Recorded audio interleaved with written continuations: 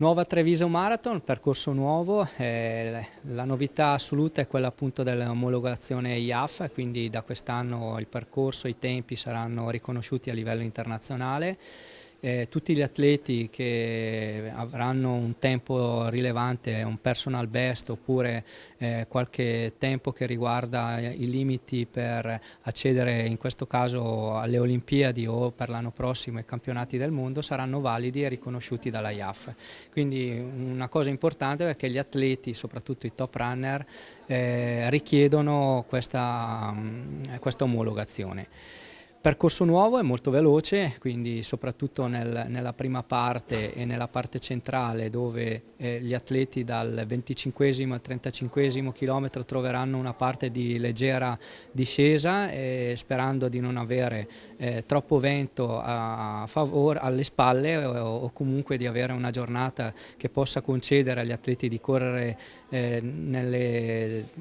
condizioni migliori. Ritengo che sia uno dei percorsi più veloci realizzati a Treviso, quindi la possibilità di correre forte sicuramente la fa l'atleta, però se abbiamo anche la possibilità di avere un percorso lineare come questo sicuramente vantaggia l'atleta.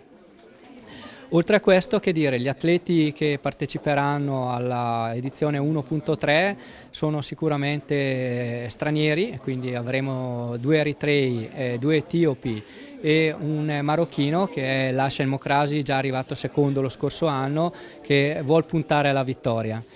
Padrone di casa sarà Giovanni Gualdi, l'italiano che ha già vinto il campionato italiano nel 2011, che cercherà di difendere la maglia azzurra e quindi cercherà di dar battaglia agli stranieri in un campo minato. Nella gara femminile invece una bella gara in quanto una flotta di croate e ungheresi alla cerca appunto del minimo per Rio. Quindi sarà una gara agguerrita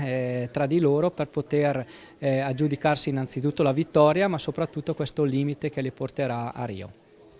Un consiglio secco per gli atleti non professionisti, insomma i tanti atleti che correranno questa gara, appunto un consiglio secco per loro. Il consiglio che si dà chiaramente a chi fa la maratona è quello di alimentarsi bene nei giorni precedenti all'evento, di bere molto durante i 42 km, cercare di sforzarsi nel bere liquidi perché i 42 km porta a un consumo energetico elevatissimo, quindi bisogna introdurre sicuramente acqua e sali minerali. E cercare la linearità, quindi la cosa che paga di più sicuramente è la linearità, quindi cercare di essere con un passo costante che possa permettere all'atleta di arrivare fino almeno al 30-35esimo chilometro. Da lì in poi sappiamo tutti che è il bello della maratona, dove esce la personalità e la forza di ognuno di noi che può portare poi l'atleta alla finish line e godersi una giornata di sport e di benessere.